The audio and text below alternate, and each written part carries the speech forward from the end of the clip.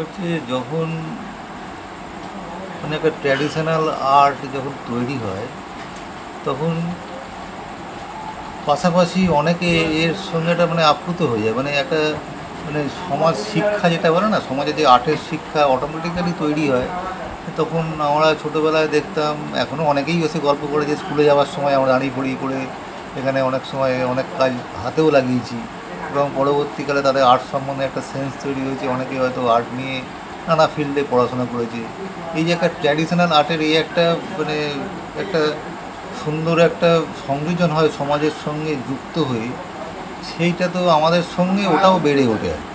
মানে আমরা একদিকে শিল্প সৃষ্টি করি, তার সঙ্গে পাশে পাড়াপাশি যারা থাকে তারাও কেউ পুজো করছে, তারা তো করছেই, এবং যারা করছে না, যাদের আর্ট সম্বন্ধে সেন্স আছে তাদেরও ডেভেলপ হচ্ছে, তাদের একটা টেকনিক্যাল সেন্স তৈরি হচ্ছে, কী করে একটা আর্ট ফর্ম তৈরি হয়, কী করে এরকমভাবে একটা জিনিস তৈরি হচ্ছে, আবার জলে পড়ে যাচ্ছে, আবার তৈরি হচ্ছে।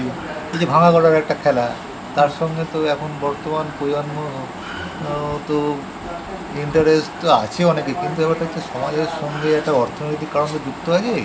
তো সেই জায়গাটা খুব এখন কষ্টকর হয়ে যায়। এটা হচ্ছে আমাদের বেসিক্যালি ঠাকুর জিনিসপত্রের দাম যা বাড়ছে সাধারণ মানুষ সবাই জানে, কিন্তু আমাদের লাইনে যে কারিগর, যেটা স্পেশাল যে ট্রেন্ড কারিগর, এদের সংখ্যাটা দিনকে দিন কমে যাচ্ছে। কেননা এদের পরবর্তী প্রজন্ম কীভাবে ইন্টারেস্ট পাচ্ছে না এই কাজে, কেননা একটা শিখতে পারলে তারা পয়সা পাবে, এটা একটা ব্যাপার। যে শিখতে পারবে না সে তো এখানে কিছু করতে পারবে, হয়তো রাজমিস্ত্রি জোগাড়ের কাজ করলে সে পয়সা পাবে, 500 টাকা রোজ পাবে, কিন্তু এখানে যদি না জানে সে টাকাটা সে পাবে না। আর্ট ফিল্ডে একটা কথা মানে চালু আছে, তুমি যদি মনে করো আমি প্রচুর পয়সা কামাবো আর্ট ফিল্ডে এসো, কিন্তু এই নয় যে আর্ট ফিল্ডে এরা তারা পয়সা কামাচ্ছে না, কিন্তু কোনো নিশ্চয়তা নেই। কেন দুটো দিক এখানে ভ্যারি করে, একটা আপনার হচ্ছে স্কিল, একটা আপনার হচ্ছে ক্রিয়েটিভিটি, একটা হচ্ছে আপনার পরিশ্রম করার দক্ষতা, অনেক কিছু মিলিয়ে এটাকে চলতে হবে। এখন সবকটা মানে যদি ক্লিক করে যায় তো আপনি রাজা হয়ে গেলেন। সেগুলোকে বাঁচিয়ে রাখতে গেলে এখানে নেক্সট প্রজন্ম যদি না আসে খুব দুঃখ আছে আমাদের।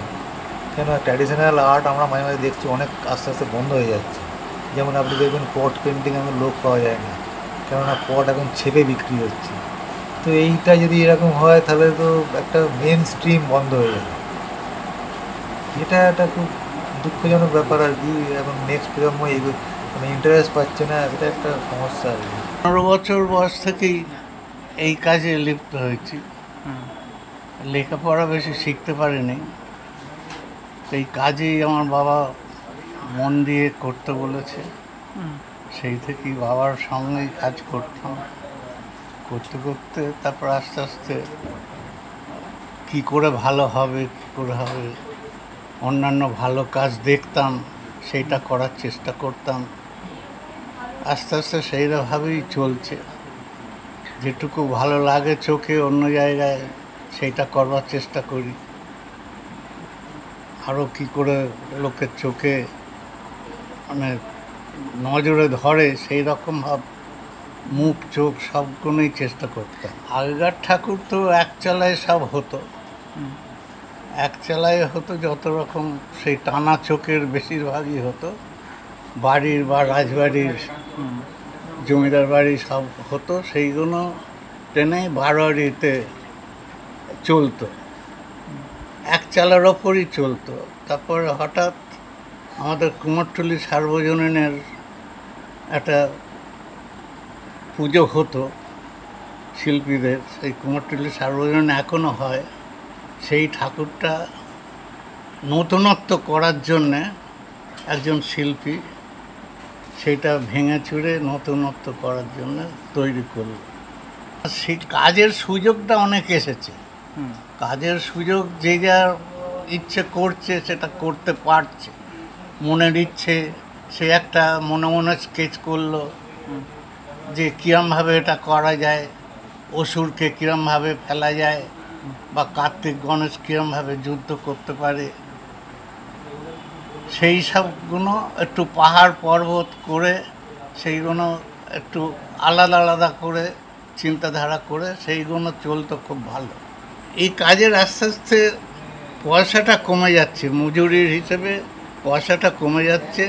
নতুন আমাদেরই মানে ছেলে পেলে বা নাতি নাতনি এইসব কাজে আর যুক্ত হতে চাইছে না, কারণ এইসব কাজে পরিশ্রমটা বেশি হচ্ছে, খরচা বেশি হয়ে যাচ্ছে, মার্কেটের সঙ্গে মেলানো যাচ্ছে না।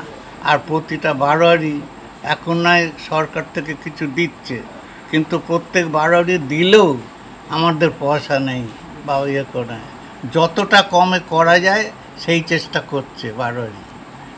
এতে ঠিক মতন শিল্পীরা পয়সা পাচ্ছে না।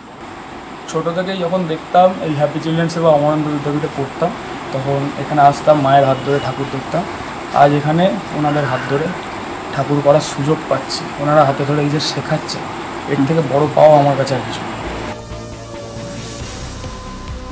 ফলো করুন সংবাদ প্রতিদিন ডিজিটাল।